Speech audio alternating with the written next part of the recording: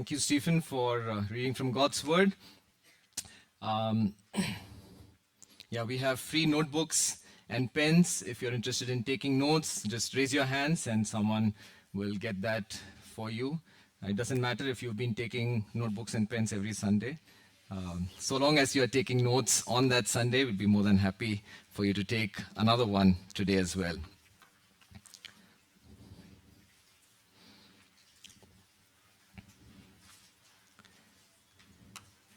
Sometime back, we'd gone to a hotel where we saw a pot like this displayed in a showcase. And there was a label under it which explained what it was. It's called kintsugi. So kintsugi is the Japanese art of repairing broken pottery.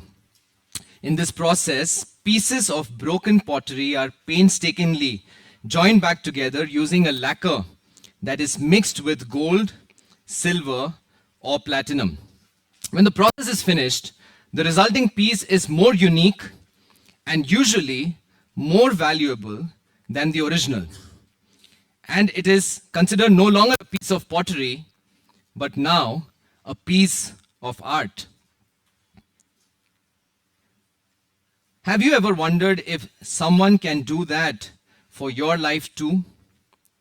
Take your broken pieces, your mess, your mistakes, your sins, and restore them into something beautiful, into something useful.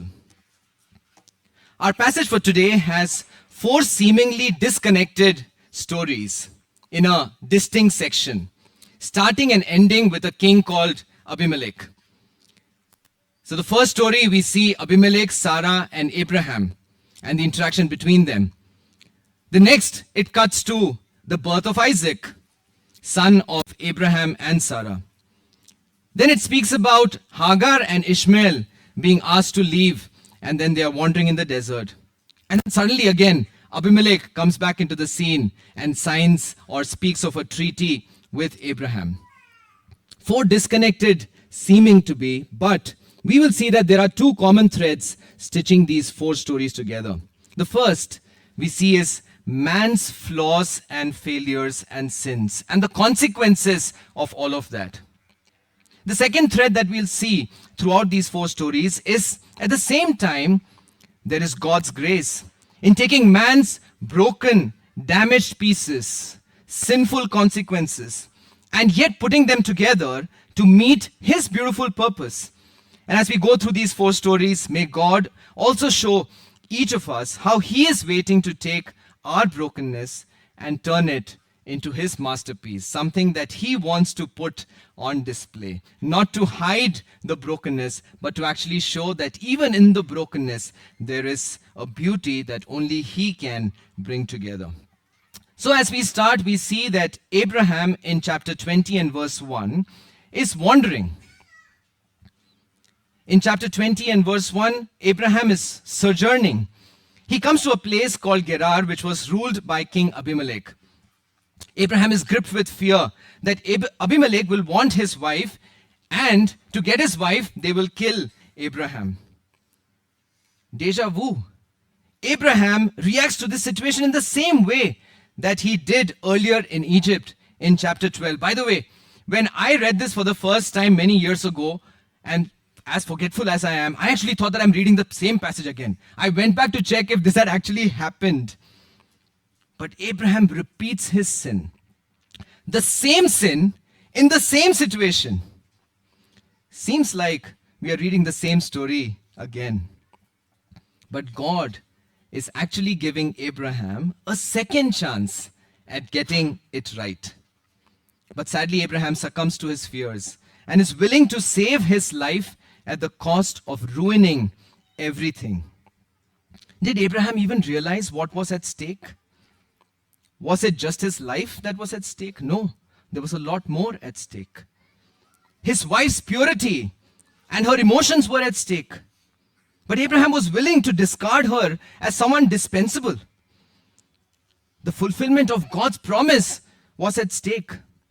God had promised a child only through Sarah, not even the one through Hagar, who will turn into a big nation, and through that line, all the nations of the earth will be blessed.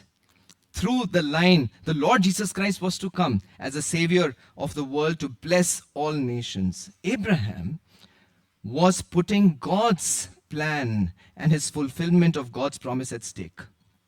Not just that, Abraham was also putting his trust in God at stake. God had promised Abraham protection. In chapter 12 and verse 13, when Abraham sets out in response to God's call, God tells him, I will bless those who bless you, and whoever curses you, I will curse. God had promised Abraham protection, but Abraham is willing to throw all of that at stake. Why, Abraham? How can you be willing to throw everything away in just a moment of fear? Where did your faith go? How can you not trust the God who gave you his covenant promises? How can you forget how God came through for you in all the previous situations?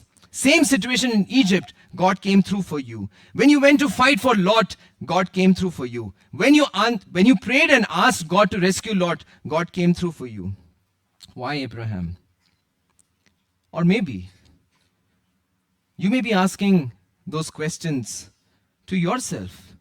You may be finding yourself in Abraham's place, thinking about your own past, or maybe even your present. Why did I do that? How could I sink so low? How could I do the same thing a second time, a third time, 20th time? Hold on to those questions, because interestingly, Abimelech asked Abraham the same question. After Abimelech is told by God that Sarah is Abraham's wife, Abimelech is so scared.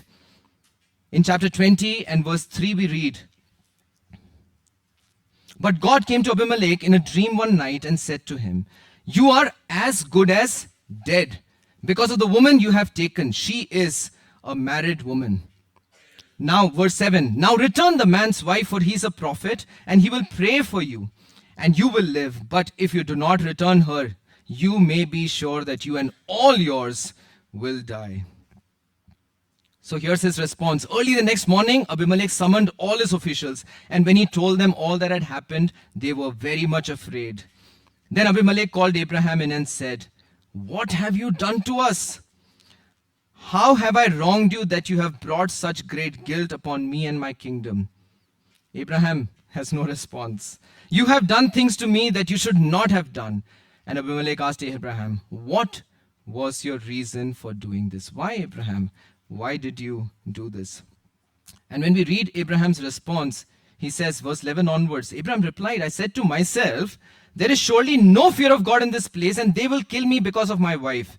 Besides, she is really my sister, the daughter of my father, though not of my mother, and she became my wife.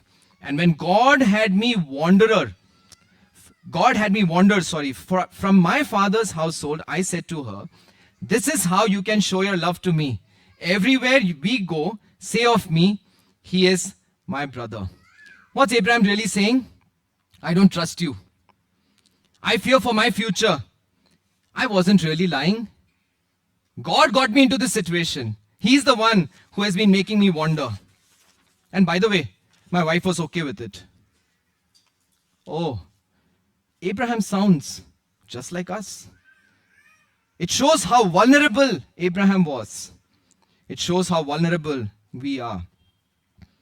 But in contrast to Abraham's faithlessness, we see God's grace shine through. God restores every area that Abraham was willing to throw away. Abraham was willing to throw away Sarah's purity. God protects it by warning Abimelech, so Abimelech did not go near Sarah. And later, as a public declaration to vindicate her reputation, Abimelech calls everyone and he tells in front of everyone that Sarah is pure. Secondly, Abraham was willing to throw away God's promise, put that at stake. But God protects his promise of a son for Abraham through Sarah by closing everybody else's womb, so that there will be no doubt that if there is a son that is born to Sarah, that son is Abraham's, not Abimelech's. Abraham was willing to throw away God's trust, his trust in God. He put that to stake. But God restores that trust by making Abraham pray to heal Abimelech, to open up their wombs, the wombs of all the women in his household, and also heal Abimelech himself, showing Abraham that God decides who bears children and when. Abraham, after that prayer, and when that prayer would have been answered, Abraham would have realized that the reason Sarah had still not had a son was only because God's timing had not yet come, not because God could not do it. Imagine how Abraham would have felt. He would have been just stunned into silence and humility. This was clearly a pivotal moment in Abraham's walk with the Lord, because from now on, he doesn't turn back. God gave Abraham a second chance. God put Abraham back in the same situation to make Abraham realize how easily he slips back to his sinful nature and how much he needs to trust in God. God showed him that human sin cannot thwart God's plans. In fact, God can use the circumstances that arise out of human sin to fulfill his purposes. But God gives us second chances to leave our sinful habits and their consequences. So that's the first lesson from this first story. God gives us, you, me, just like he gave Abraham. God gives us second chances to leave our sinful behinds. He will take us back into those very situations so that we have a chance this time to say no. And so that we can leave the consequences as well behind. After God had done that divine intervention for Abraham, we hear in chapter 21 and verse 1 the grand declaration, now the Lord was gracious to Sarah. Amazing grace. Lord was gracious to Sarah. You go on to read verse 1 and 2. Now the Lord was gracious to Sarah as he had said. And the Lord did for Sarah what he had promised. Sarah became pregnant and bore a son to Abraham in his old age at the very time God had promised him. God is emphasizing it thrice over to make sure no one misses, not Abraham, not anyone who reads it later, that God can be trusted to fulfill his promises. As he had said, he did what he had promised at the very time God had promised. God not only brings us to a point of leaving our sinful habits, but then in his grace, he also fulfills his promises in his way, in his timing. Although we did not keep our side of the covenant, God is seen as keeping his side of it. Abraham responds by obeying God. God had told him to name his son Isaac. Abraham does that. God had told him to circumcise every male. Abraham does that. And then we see a beautiful irony. Abraham and Sarah now have a second chance to laugh. Remember, they had earlier responded to God's promise by laughing it off and trying to then hide their laughter.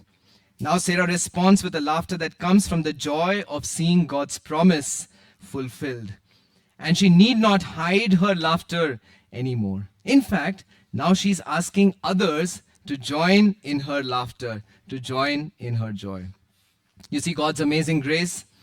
Abraham had failed to trust God's promises of giving him a child through Sarah.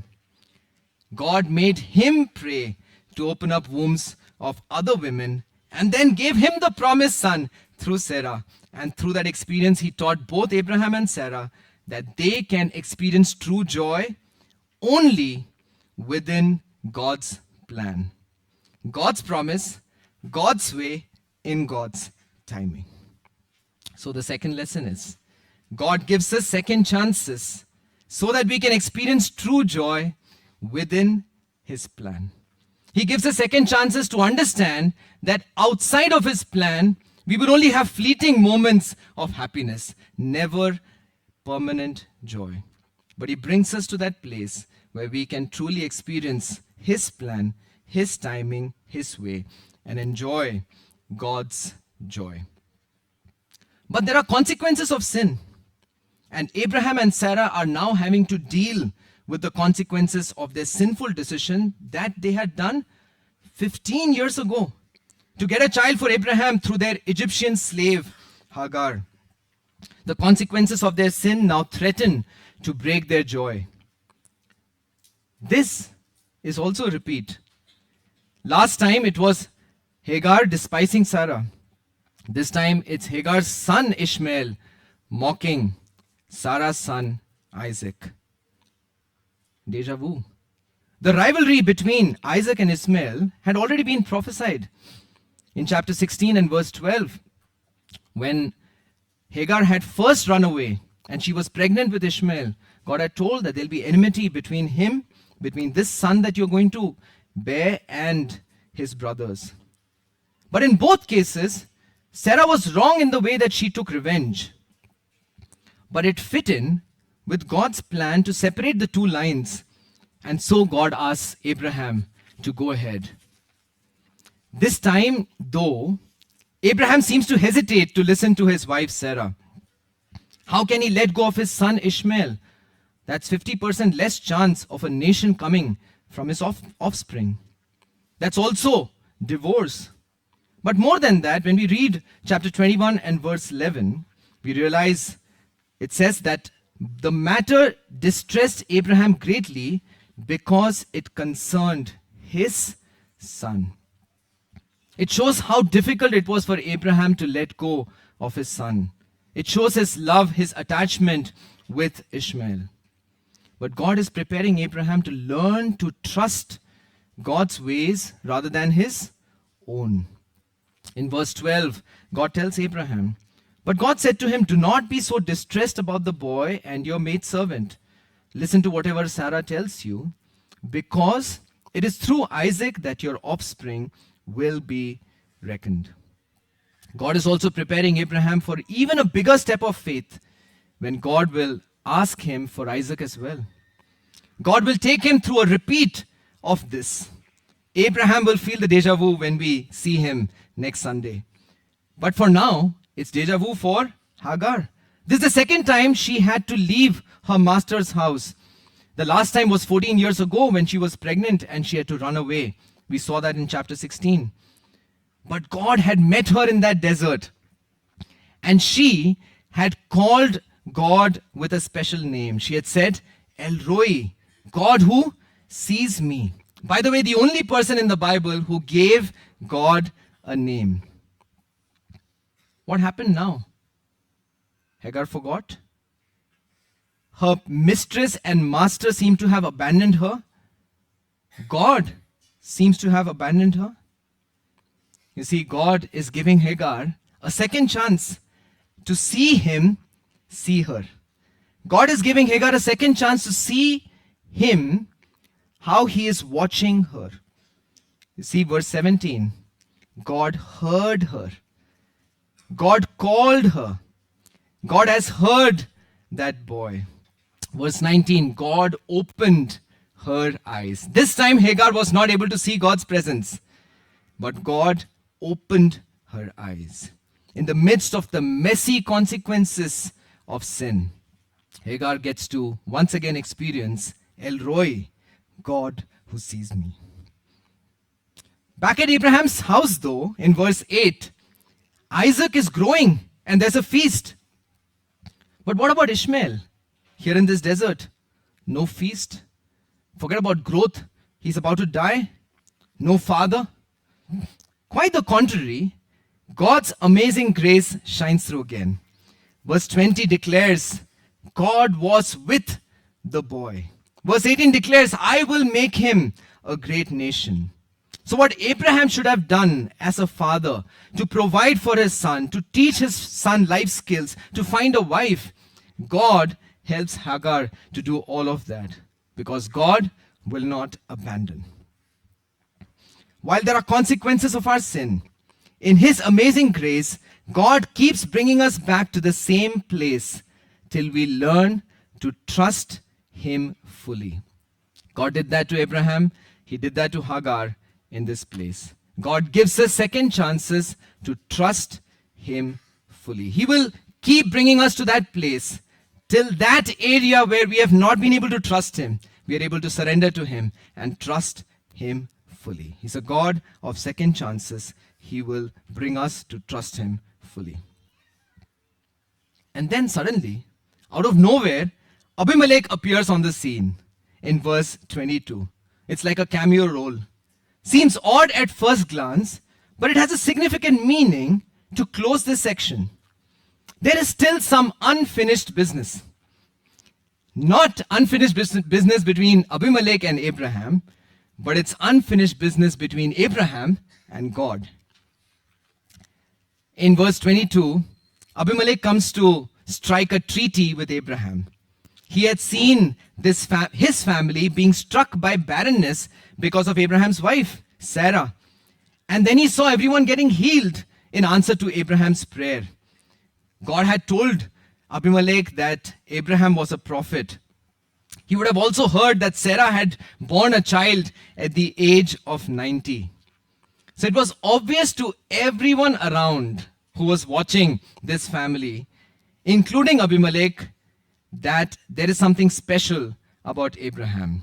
And what's that thing that's special? Abimelech was able to identify. And God, through Abimelech's words, validates and reassures Abraham. It says in verse 22, God is with you in everything you do. God is with you in everything you do. But what he doesn't know is that Abraham has changed since the last they met. From someone who was faithless before Abimelech, now Abraham has learnt many lessons that have strengthened his faith in God in a way that now it's trust and faith that is unshakable. But Abimelech still thinks of Abraham as someone who is very capable of deception. So he makes Abraham swear. He says in verse 23, now swear to me here before God that you will not deal falsely with me or my children or my descendants, because that's what Abraham had done earlier. Show to me and the country where you are living as an alien the same kindness I have shown you. Abimelech, the king, is asking for a treaty with this man, Abraham. Why? Because Abimelech knew that God is with this person. God is with this person. Abraham not only gets this treaty of peace, but he also gets back a well that there was a conflict over. A well that became a sign that now this is a place where he can stay for long. No longer someone who is always on the move. Remember how it started in chapter 20 and verse 1? He was moving on from here and there. Abraham is no longer a wanderer, no longer a sojourner, but now he has settled into the land that God has promised him. This is very significant, since at the beginning of the passage, Abraham had failed to trust God's protection against pagan kings. And now God brought Abimelech back to him to make a treaty for mutual protection and to get a well which signified permanence. Wow. Abraham would have been overwhelmed. He would have thought back on all the events that had led up to this day. From the time 25 years ago when he had left his father's household. In answer to God's call and God's promise, now Abraham is standing here. God had promised him land. God gave him land. God had promised him offspring, and God gave him that too. God had promised him protection and peace from his enemies. Now he had that too. And now, therefore, Abraham has come to a point where he fully trusts that everything else that God had promised, which has still not passed, will still come true. That the nations will be blessed through Abraham. Abraham now trusts that God will do it. He now fully trusted God to accomplish everything else as well.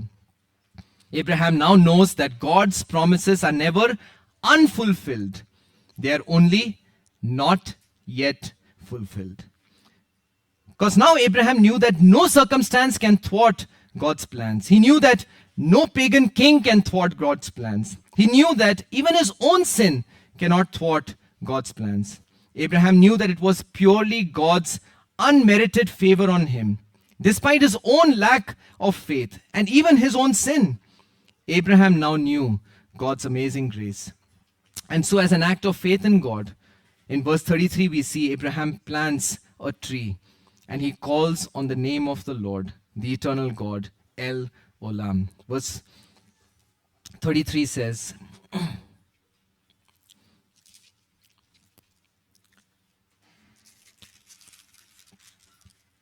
Abraham planted a tamarisk tree in Beersheba, and there he called upon the name of the Lord, the eternal God. And Abraham stayed in the land of the Philistines for a long time. The eternal God, El Olam. Now Abraham is living under the shade and trust of God's eternal presence. God had given Abraham all the material blessings that God had promised him.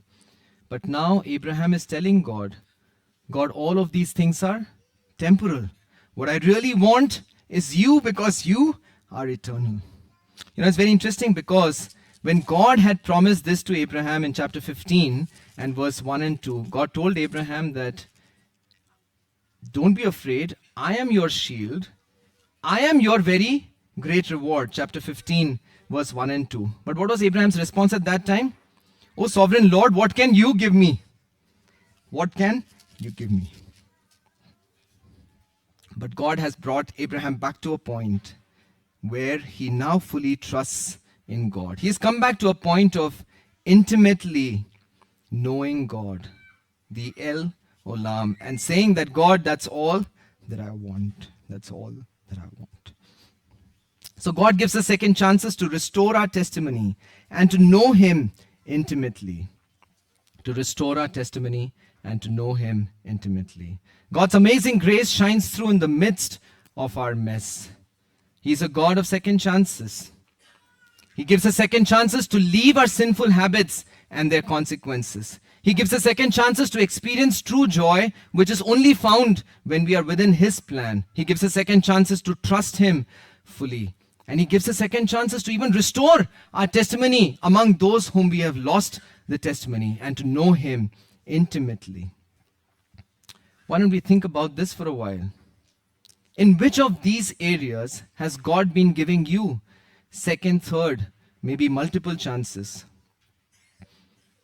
Are there sinful habits where God has been continuously giving you second, third chances, multiple chances to leave that, to leave the consequences of those, or to be saved from the consequences of those sins? Is God giving you second chances to leave your paths and your ways of getting things done and to come down into His revealed way of how things need to be done so that you can experience true joy? Has God been giving you second chances to trust Him fully because there are areas where you're not being able to? Is God giving you second chances to restore your testimony and to come into a very intimate relationship with Him? God wants to take your sin, your faithlessness, your flaws, your mess, and turn it into a beautiful display of His amazing grace. Church, why should we not bring our mess to God so that He can turn it into a beautiful display of His amazing grace? I want to read Ephesians chapter 2, verse 1 to 10. So moving to a very different portion right now. It's a familiar portion, but I'm hoping that as I read it, it comes alive in a very fresh way for all of us. Ephesians chapter 2, verse 1 to 10. How does God do this? How does He take our mess and turn it into a display of beauty? As for you, you were dead in your transgressions and sins, in which you used to live when you followed the ways of this world and of the ruler of the kingdom of the air, the Spirit who is now at work in those who are disobedient. All of us lived among them at one time, gratifying the cravings of our sinful nature and following its desires and thoughts. Like the rest, we were by nature objects of wrath. But God, because of His great love for us, who is rich in mercy, made us alive with Christ, even when we were dead in transgressions. It is by grace you have been saved. And God raised us up with Christ and seated us with Him in the heavenly realms in Christ Jesus, in order that in the coming ages he might show the incomparable riches of his grace expressed in his kindness to us in Christ Jesus. For it is by grace you have been saved through faith. And this is not from yourselves, it is the gift of God, not by works, so that no one can boast. And listen to this. For we are God's workmanship. We are God's masterpiece, created in Christ Jesus to do good works which God prepared in advance for us to do. We are God's masterpiece. Thank God that He doesn't deal with us according to our sins. What's the reason? Because the Lord Jesus Christ bore the penalty we deserved. And so the price has been paid in full. God now deals with us only in grace. Just as God sovereignly chose Abraham and blessed him despite his sins, even so He has sovereignly chosen us and blesses us despite our sins. But that shouldn't make us sloppy about our sin. It should, in contrast, it should make us want to be holy in order to please the God who loved us and gave Himself for us. God demonstrated His gracious salvation. He saved His oppressed and suffering children, even if they themselves were the reason of their distress. Despite the failures of all the protagonists in these 4 stories, God continued to accomplish His purposes through these sinful and faithful people. He took the consequences of their sin and turned it into something beautiful. And He continues to do that in our lives today, if only we were to take our broken pieces to Him. Shall we pray? Our gracious Heavenly Father, Lord, we thank You, Lord, for the stories, Lord, of Your people, Lord, which instructs us, teaches us, warns us, corrects us. Lord, it prepares us for a life of righteousness, Lord, and equips us to do every good work. Heavenly Father, we thank You, Lord, that in Your amazing grace, Lord, You are a God of second chances. Lord, You give us second chances to leave our sinful habits, the sins that beset us. Lord, You give us second chances to leave those behind. Lord, we thank You that You give us second chances to experience joy that comes from only sticking to Your plan, of doing things Your way, of prioritizing You and Your kingdom above everything else. Lord, we want to thank You that You give us second chances to trust You fully, Lord, when we show faithlessness. Lord, we thank You, Lord, that You give us second chances to restore the testimonies that we have spoiled, and also in that process to know You intimately and to want only You and nothing else. We pray, O Lord, that in each of these areas where we fail, O Lord, that You would help us, You'll convict us, and help us, O Lord, that with the power of Your Spirit working in us, Lord, that we will change, we'll transform, O Lord, into the likeness of Your Son. Help us, O Lord. In Jesus' name we pray. Amen.